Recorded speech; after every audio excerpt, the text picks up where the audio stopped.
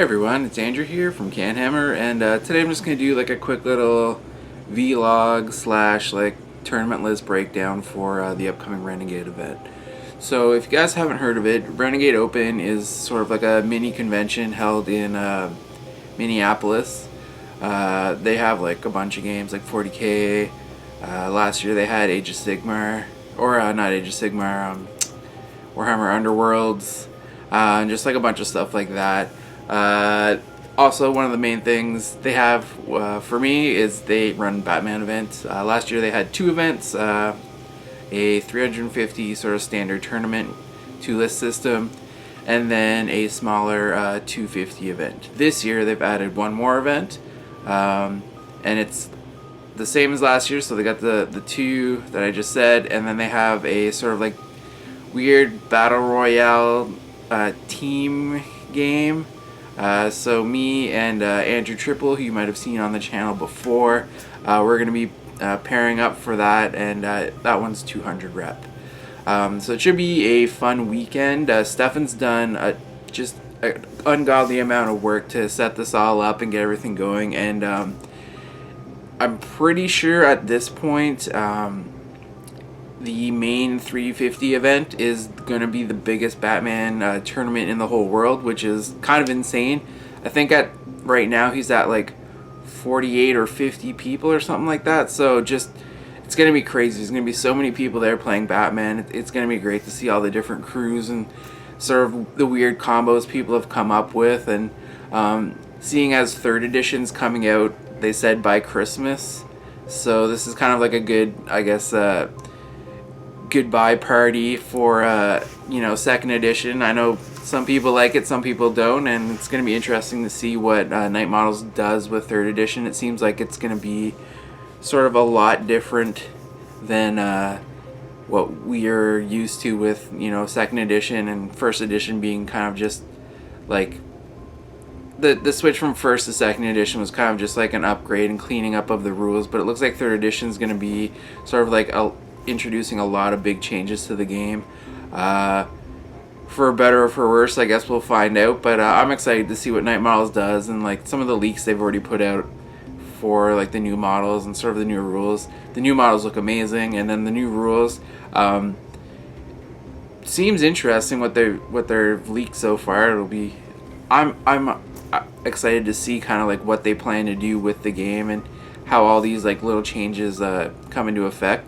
But that's not what this is about right now. This is about Renegade. So it's 3 days of Batman, which is going to be crazy. Good people there, I hope. Last year there was amazing people there, so I assume it'll be the same.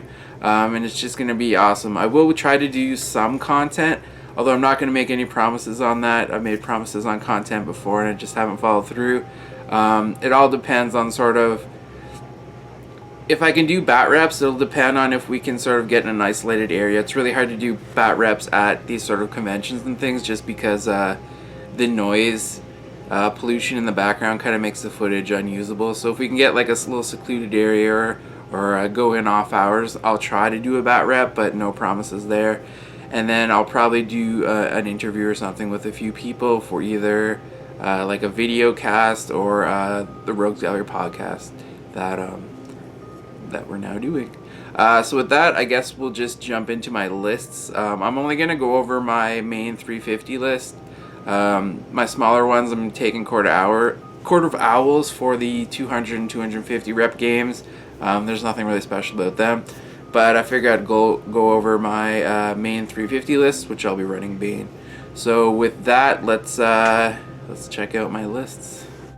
Alright, so here's my first list for the 350. This is a 2-list system, so I'm taking Bane. I actually just finished painting up the Rebirth stuff because I didn't own the 2-player starter until like a week ago. So for my leader, I'm taking DKR Bane. Then I'm taking Bird, so he can unlock the ability to take more of the Elite Op guys. And I have Dreadnought Op, because he's awesome. I have Stealth Op, who is equipped with a Titan dose and a Venom dose. I got Support Op, back here with handcuffs, and then I have Mercenary 1, I believe his name is, the axe guy, and then Barsad, the machine gun dude. So basically my plan is just to like kill stuff. Usually doesn't go well for me in tournaments, but that's just the way I play the game. If you've seen my bat reps, I kind of rarely go after objectives, and I usually just try to beat things up and kill them. So that's what this list is for. This is sort of like my close combat list. So I have stealth op with all the I guess you can't see him. Stealth op with all like the juice and stuff to just help him get a little bit more killy power out of his katana. I mean, katanas are probably the best weapon in the game, but with strength 5, any of you league players will know that it can fail you quite often. So that's why I gave him those two, the Venom and the Titan dose, just to, so it at least has 2 levels of like really good killing potential. Dreadnought Op, he's just wicked, so I took him. DKR Bane's pretty solid. I like the abilities he has, plus being able to hand out like an Inspire and to kill them. That's just going to be really helpful on helping get the most I can out of my close combat dudes. Bird is there to, like I said before, to allow me to take more of the elite op guys.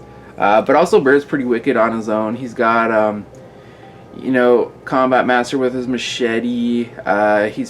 He allows me to move like all my models really quickly with his... not Let's Go. He has an ability that lets you move like 2 inches extra with your regular guys. Being one of the boys, so he can go and do a follow me roll for himself, and I believe he has a smoke grenade as well. So that's pretty sweet. Barsad, I took him just because he's, you know, you gotta have that assault rifle in there, and he's just cheaper than the other guy, the elite op. So that's why I took him, just to sort of free up some points in the list. Mercenary 1, axe. That's basically why he's there. He's wicked with his axe. And then support op, he has the handcuffs, so if he'll probably be hanging out with Bane a little bit. He doesn't have to really worry about moving and shooting because all of his grenade shots are just single fire, so he's not going to be affected by moving and shooting. And he has the handcuffs, so if Bane knocks Guy out, he'll be able to step in and take him out, or he'll just be making use of his grenade launchers, main shots, and then the smoke grenade to help move guys around the board without worrying about, you know, getting shot up or singled out. So that's kind of like this crew. I like it. Took me a while to come up with something I was like really into with this. Moving into, I guess this tournament, I should have mentioned, is standard, so I couldn't use some of the older Bane models that I probably would have liked to take, you know, guys like Smash.